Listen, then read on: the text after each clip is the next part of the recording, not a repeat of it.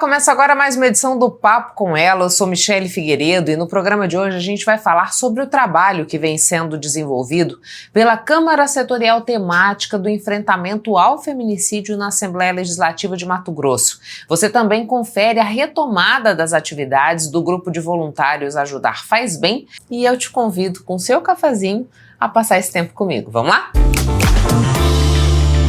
O Papo com Ela faz uma pausa necessária para olhar de frente uma das maiores urgências da nossa sociedade: a violência contra as mulheres. Mato Grosso já registra em 2025 mais casos de feminicídio do que aqueles ocorridos em 2024.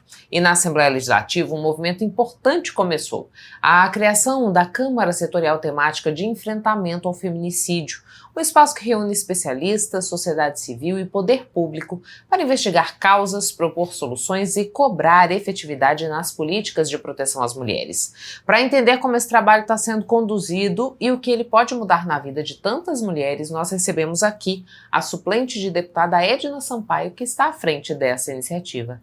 Deputada, muito obrigada por aceitar o nosso convite para que a gente pudesse fazer um balanço, né, do que já foi possível avançar com a Câmara Setorial Temática de Enfrentamento ao Feminicídio na Assembleia Legislativa, porque ali acabou criando-se um espaço onde muitas representações se fazem presentes, né? O que foi possível avançar desde a propositura, naquela discussão que a senhora provocou dentro do parlamento até esse momento? Michele, primeiro quero dizer que é uma alegria sempre conversar com você e eu acho que conversar sobre a questão do feminicídio é ainda mais do que uma alegria, é uma obrigação nossa, uma necessidade desses tempos agora, né? Então, eu acho que o grande avanço foi de fato criar um espaço institucional onde mulheres de diferentes ideologias, partidos, sem partidos, dos espaços institucionais, dos movimentos sociais, pudessem se juntar e dialogar sobre essa questão que afeta a vida das mulheres, né, que tem ceifado a vida de mulheres. Então,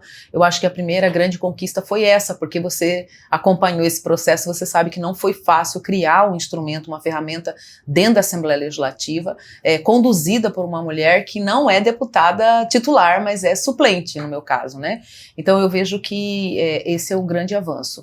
A outra questão que eu acho que a gente fez já várias reuniões, nós vamos para a quarta reunião, quinta reunião. Eu acho que o que mostra esse momento em que as mulheres se reúnem para discutir a questão do feminicídio é um amadurecimento sobre questões que são fundamentais para a gente tratar o feminicídio, conceitos sobre o que é, afinal de contas, o feminicídio, o que é desigualdade de gênero, por que ao falar de feminicídio nós precisamos tratar essa questão não como um crime isolado, como um caso isolado, mas como um reflexo de uma estrutura de opressão e de desclassificação e de desqualificação das mulheres. Então, esta compreensão dos conceitos que permeiam a atuação no campo de política para as mulheres é algo que, para mim, é o maior, talvez, legado desta comissão, porque nós não podemos formular políticas públicas sem ter um conceito que nos oriente sobre o que é mais efetivo para fazer. Por exemplo, se eu entender que a questão do feminicídio é simplesmente uma violência que pode ser combatida com aumento de pena para os feminicidas, aí nós não vamos ter ações concretas de realmente prevenir, porque a gente sabe que não é isso. As leis mostraram, inclusive uma lei perfeita, maravilhosa, que é a Lei Maria da Penha, mostrou que só a lei não tem força para mudar a realidade. Então, essa compreensão coletiva da complexidade de como esse problema do feminicídio tem a ver com a desigualdade entre homens e mulheres numa sociedade, vai repercutir no olhar sobre esses casos e também no olhar sobre as políticas que devem ser implementadas no estado de Mato Grosso para poder a gente proteger a vida das mulheres. Então, acho que essas questões que são, primeiro, reunir a diversidade das mulheres, porque nós não somos únicas. Quando você fala de mulher, você está falando de uma infinidade de pessoas que têm gostos, que têm personalidades, que têm atitudes, que têm pensamentos, que têm escolhas muito diferentes. Essa é uma coisa. Então não dá para falar de mulher como se todas nós fôssemos iguais. Nós não somos.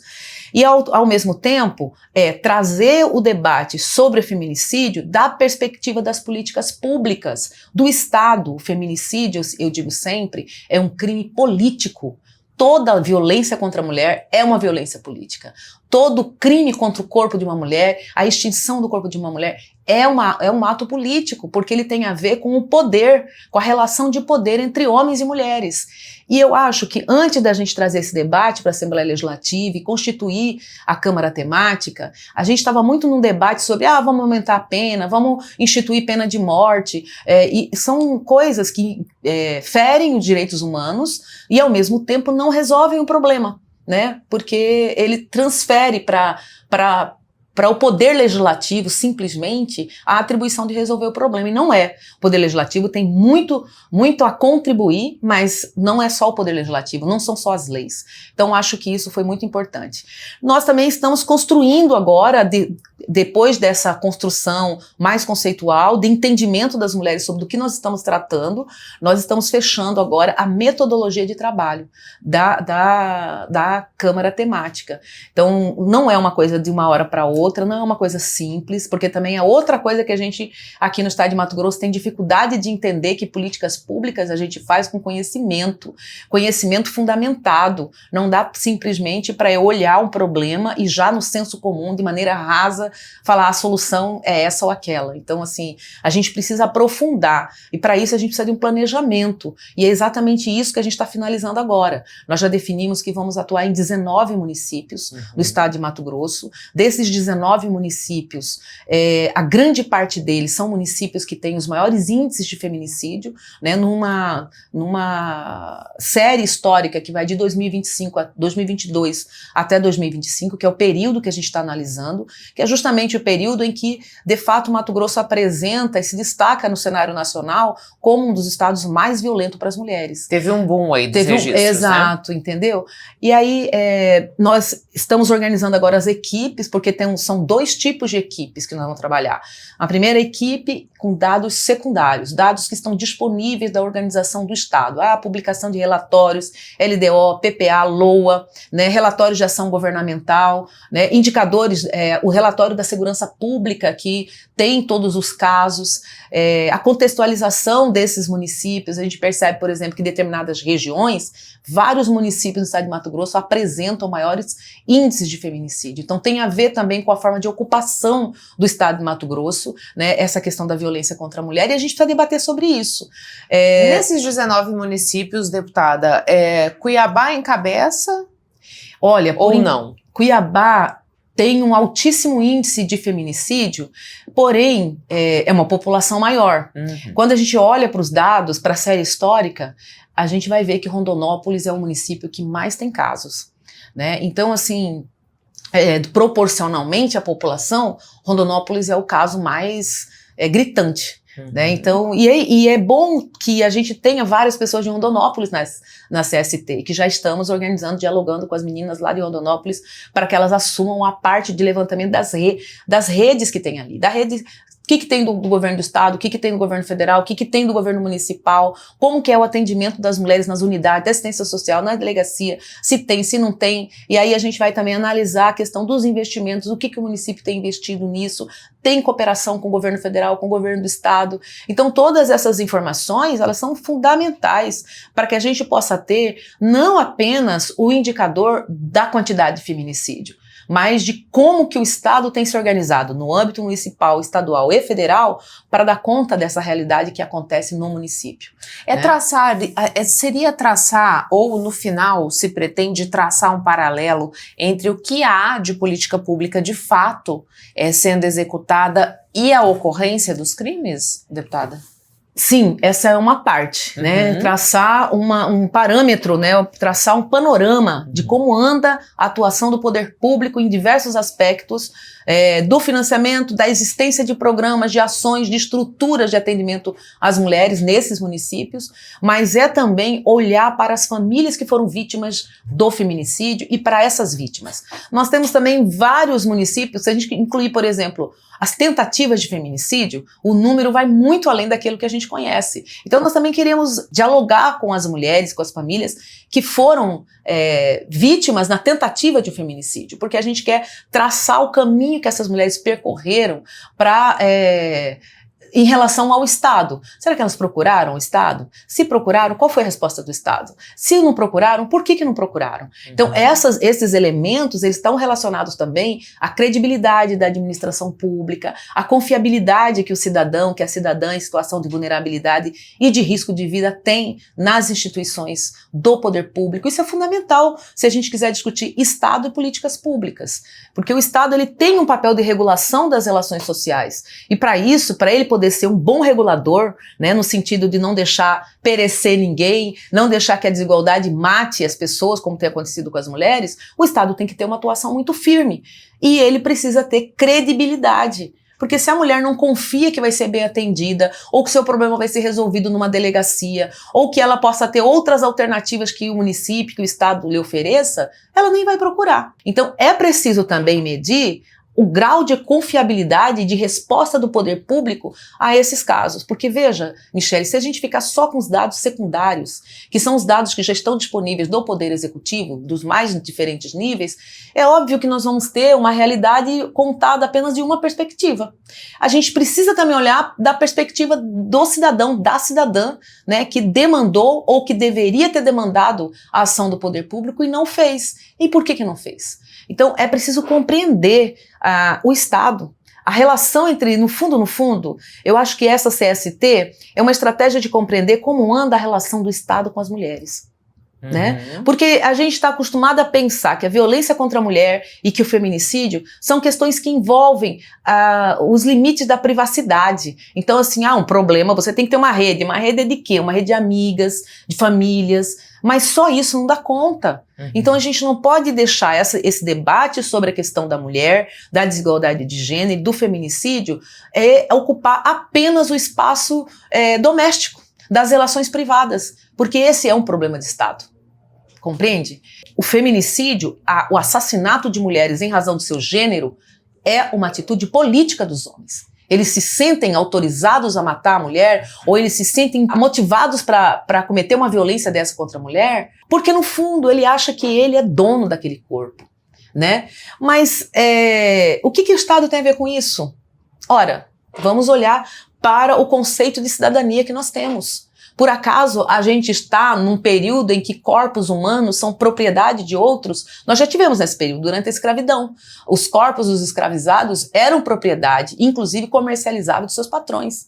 Mas nós não estamos mais na escravidão. Então não tem sentido aceitar a tese de que alguns homens se sentem donos de corpos de mulheres ao ponto de poder ou de querer, de se sentir autorizado a ceifá-los. A interromper essa existência, entendeu? Já aconteceu isso na história do Brasil, na maior parte da história do Brasil. Mas nós estamos num outro momento histórico. Então, o que tem a ver com o Estado isso? Tem a ver com a impossibilidade ou a incapacidade, não é impossibilidade, é a incapacidade que o Estado tem tido de preservar a vida dessas cidadãs. Entendeu? Porque se a vida é o bem maior, inscrito inclusive na Constituição, um bem natural, um bem jurídico natural, a partir do qual todos os outros direitos são originários, né? Eles vêm daí, né? Se você está vivo, você tem direito à casa, tem direito à educação, mas se você está morto, você tem direito aqui, né? Então, o bem maior que a vida, ela é um bem que deve ser preservado pelo poder público, pelo Estado. Agora, deputada, a senhora começou falando pra gente assim, que uma das grandes vitórias da CST é justamente reunir essa diversidade de pensamentos de mulheres. Isso. A CST ela também vai ter esse olhar para como é vivenciado o feminicídio para a mulher negra, para a mulher indígena, para a mulher que é mãe solo, que muitas vezes se vê ali numa situação em que esse companheiro deixa a casa, mas depois se acha no direito de cobrar, né, que ela responda como ele deseja, de quem está empregada, de quem está desempregada, do grau de escolaridade. Também haverá esse cuidado de olhar para essa diversidade no momento de discutir o feminicídio? Sim. O projeto, ele não está fazendo o recorte explícito de gênero, de raça, porque o próprio resultado do feminicídio, a quantidade de mulheres que são assassinadas, já por si só define um recorte racial. porque a maioria das mulheres que são assassinadas são mulheres pretas. Né? As estatísticas do relatório da segurança pública, o relatório que foi publicado no começo desse ano, primeiro semestre, demonstra que mais de 60% das mulheres assassinadas são mulheres negras.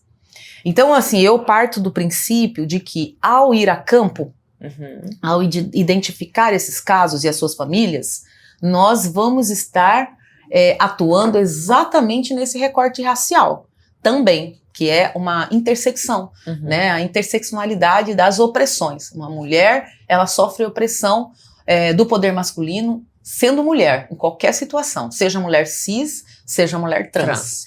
Mas uma mulher preta, ela sofre ainda mais porque, além da questão de gênero, ela ainda tem um outro fator de desigualdade, que é a desigualdade racial.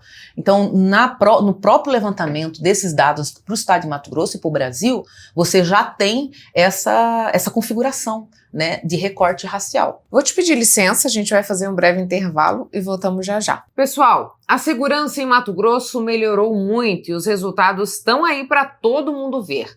Os homicídios caíram 24% e 78% foram solucionados. Os roubos diminuíram 83%. Foram realizadas mais de 400 operações dentro dos presídios.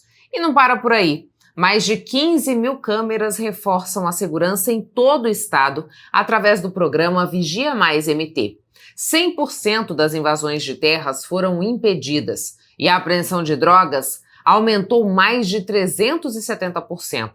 O investimento do governo do estado nos últimos 6 anos garante que as forças de segurança estejam nas ruas, no campo, nas estradas, trabalhando firme e solucionando crimes. Porque aqui em Mato Grosso é tolerância zero contra facções criminosas. Governo de Mato Grosso. Não saia daí que o papo volta já já.